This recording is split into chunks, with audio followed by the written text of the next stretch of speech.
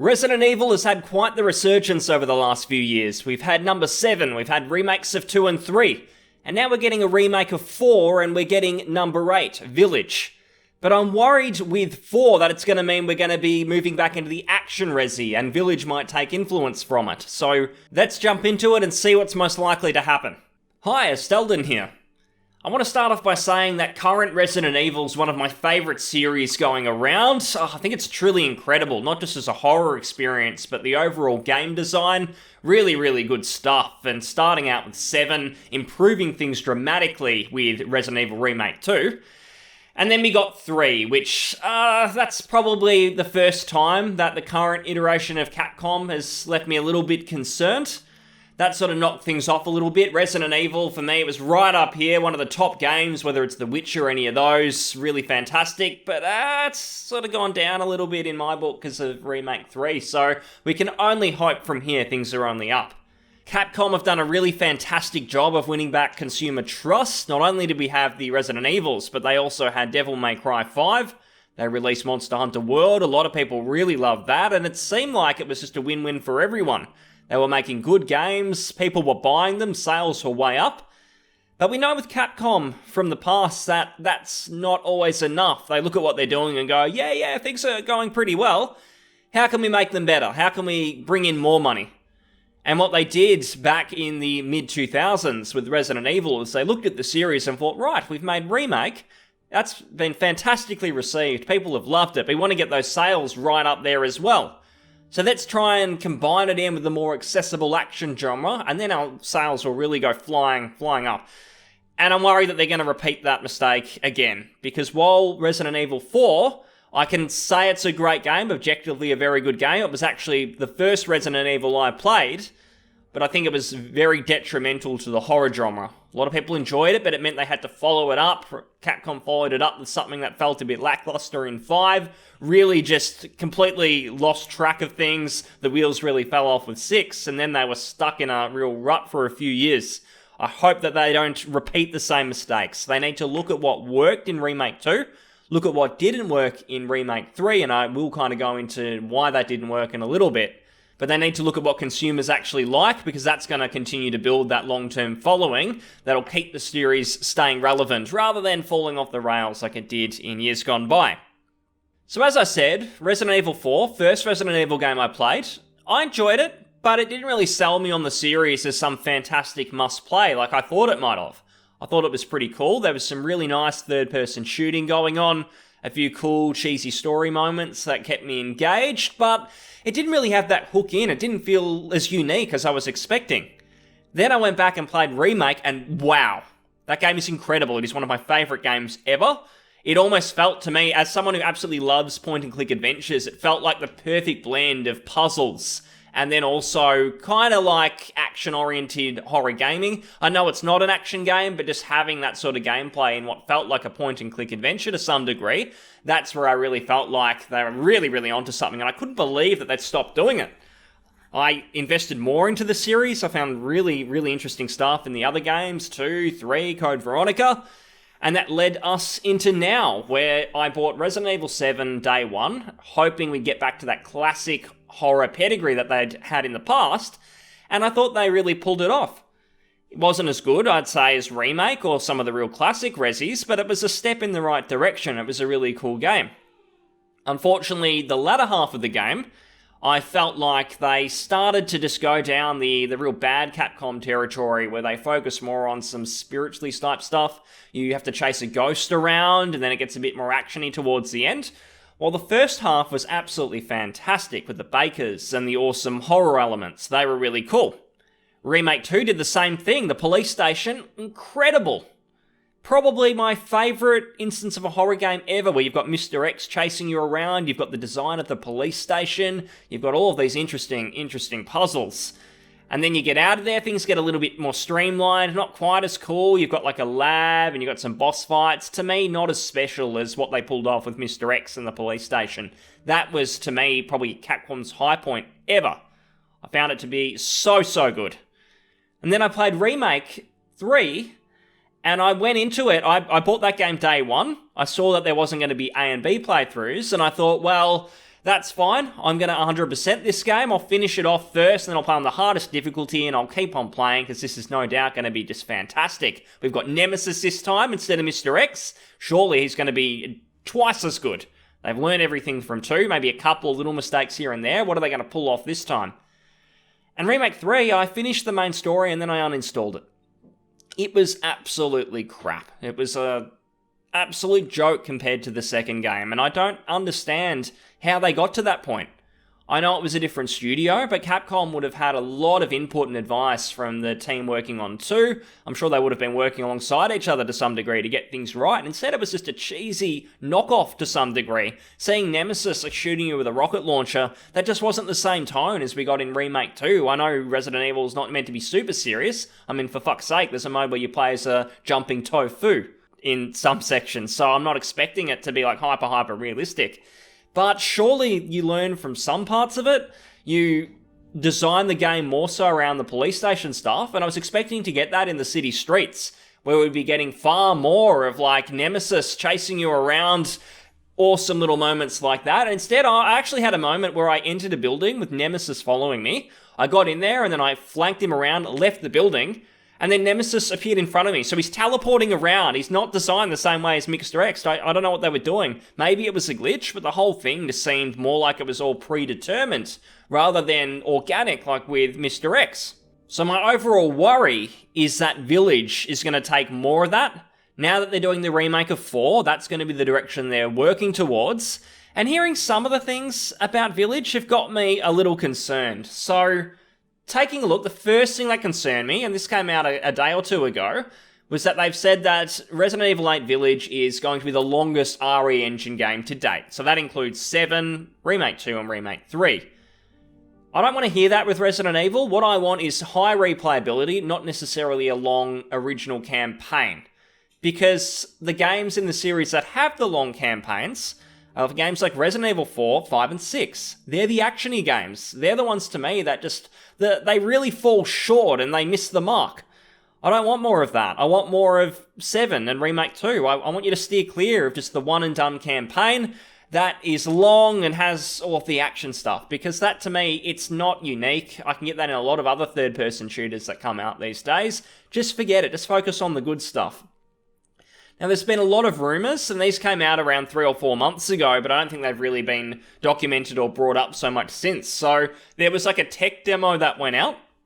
A lot of guys played it, they gave their thoughts on it, and in this tech demo, a lot of people pointed towards the fact that this game was moving back in and taking a lot of influence from Resident Evil 4 and Resident Evil 3.5, which is like all of the ideas and stuff that was eventually scrapped for what eventually became 4. There's a lot of talk about more spiritual stuff going on. There's talk about a witch that follows you around. And that made me just think of Outlast 2, where you got that witch sort of character who follows you around. Again, another village, so same sort of theme. And that was cool, but that game was nowhere near as scary as the Asylum, I think it was, in the original game, which had a really creepy, haunting setting. And I think the enclosed environments make things a lot more freaky because you can't just run around everywhere. I really want this to still be the linear nature of the Resident Evil games. Have the openness that the police station had in 2. Have that variety where you can go to different floors, you can check things out, you can do puzzles maybe in a few different orders. But I don't want it to be like really open, because that can take the scares away. If the game's just like me rushing around, oh, the witch is on the other side of the map, she could come from anywhere, that is really concerning to me, man, because I want them to improve on Remake 2. I don't want them to just retread old ground and get it wrong. The enemies that the guys also mentioned that you'll be fighting in the game, there's wolf-like creatures, so they're sort of monsters, and at least someone here talked about them being very bullet spongy, and that's a concern again, because Resident Evil, to me, it's very much about the ammo management, the ink ribbons, your manual saves, because I think manual saves really add to the scares, because something that in pretty much any game adds to the challenge and adds to that fear of failure is knowing that if I die, I'm going to have to retread some old ground, I'm going to have to run back to the boss, or I'm going to have to do those puzzles again. And if every time you die, you just start at a checkpoint right before, the fear's completely gone, because it's like, well, I can just keep doing this as a practice run. When I die, I start here anyway, so why does it matter if I fuck up? And I think when you've got that fear in you, and the ink ribbons add to that, because you might have manually saved 20, 30 minutes ago. Now there's a monster or a zombie or something chasing you, and if I fuck this up, I'm gonna have to do that again.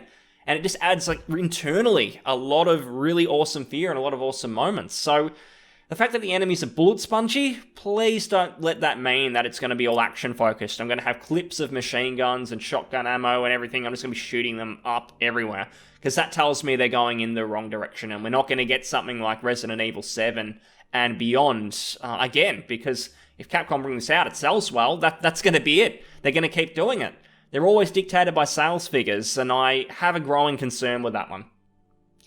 Now, of course, the remake of 4, which apparently has been given blessing by Shinji Mikami, the original Resident Evil 4 creator, but let's be honest, I mean, when there's money involved, you always see that. You very rarely see, like, a remake of a movie or something come out, and then the old creator's like, oh, please don't remake my movie, you're gonna fuck this up. That just never happens. They're always, oh, yes, I'm sure you're gonna do a fantastic job. And the end result is usually that it's a complete abomination, and the original guy steps away, he doesn't say much. Look at Game of Thrones. Ending, I mean, I don't even need to say what we all thought of it. I'm sure George, he might in years gone by say something, but when the money's involved, when it comes out originally, people tend to be very, very quiet. The actors are like too. So this to me means absolutely nothing. The remake's obviously going to be action focused. I highly doubt they're going to piss off fans of Resident Evil 4, and obviously there's a lot of them. There's at least probably like half the fan base who think that this style of game is incredible and they want to see more of them be like that.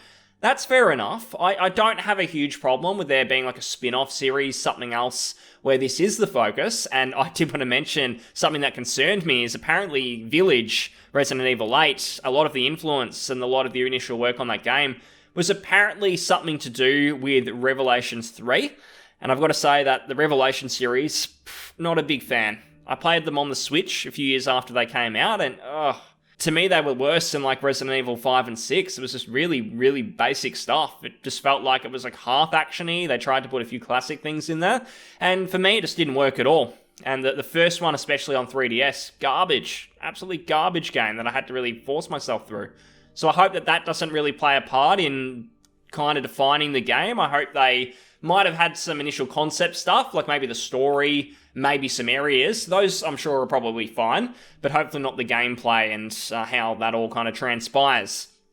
So with Resident Evil 4 Remake, I'm really not sure what they're going to do outside a graphic remake. I think if a full redesign is probably just going to annoy people. It's not like Resident Evil 3 when you're taking the static backgrounds, moving it into a full 3D environment. That's always going to be a bit different. You're going to have some more work to do, some more differentiation. But in Resident Evil 4, I think they would be better off just doing a graphic remake, not doing much else. Let it be its own thing. Let the main series move in its own direction. And we've kind of seen that because with Village, we're getting the same main character. We're getting returning characters. They're going to be voiced by the same actors and actresses, and that's completely fine. I think they should move in that direction.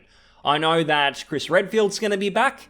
Hopefully that doesn't mean we end up controlling him and we go around on like a shooting stampede, because that's going to be just annoying. Wasn't a big fan of the DLC of 7, because it felt like that was a half-assed way to please action fans. Don't do that. Just do a spin-off if you're going to go in that direction. Don't annoy people who like the original game and then just piss off the people who've come in for some action stuff, because making it half-baked, it's not going to work. What we do know is that we are going to be getting an update. So there's some concept art on the website, and there's an update coming August 2020. So my prediction would be that this will be Gamescom, which is coming at the end of the month. We're hopefully going to get a lot of news about a lot of different games. Elden Ring, I'm keeping my fingers crossed. But that's where I reckon it's going to happen. Knowing my luck, Capcom will release the update internally tomorrow or something, just after I put out this video. That'd be my luck, but we'll just have to wait and see. So, Capcom, what I want is for you to continue the Resident Evil main series as horror games. I don't want you to try and spin them off every single time one comes out and make one more actiony, then you gotta double back because there's all this backlash because you really fuck things up. Don't do that, just continue with the horror games. You were doing a really good job until Remake 3, and where I think that game really fell apart was the fact that you didn't apply what worked. You did a half-assed streak section where there weren't really any interesting puzzles. You had Nemesis be more of like a shoo-in where he was just designed to jump on you in various sections instead of being an organic NPC who followed you around the map. That was a lot more dynamic. It was awesome. It brought us back to what we loved about Alien Isolation. So you need to learn from that. Stop with the linear sections with lots of cutscenes. They're not very engaging. The stories in Resident Evil, they're a bit of fun, but they're not the main reason, at least for me, that I want to jump in. I mean, you already killed Wexa, so, I mean, you've got no real interesting characters left, at least in my opinion. Certainly not antagonists. So, keep the stuff going. It's fine to have a bit of lore and have a bit of fun with that, but don't make it the main focus of the game. Don't make it all story-focused. Just have the awesome gameplay sections that we got in the baker's house, that we got in the police station. That's what's going to keep people coming back. It's what's going to keep the series very unique. So I'm crossing my fingers, that's what we get at Gamescom. I hope the Resident Evil 4 Remake's just a big graphic update. Looks fantastic, looks phenomenal. You can buy it, get that nostalgia hit with the big new 3D models and 3D textures, new bosses and things. That's all great, and that to me would really make the show and keep me having faith in Capcom going forward. That'd be really cool. Hope you enjoyed the video, and if you did, please give it a like, comment, subscribe, and I will see you on the next one. Thanks very much, and bye-bye.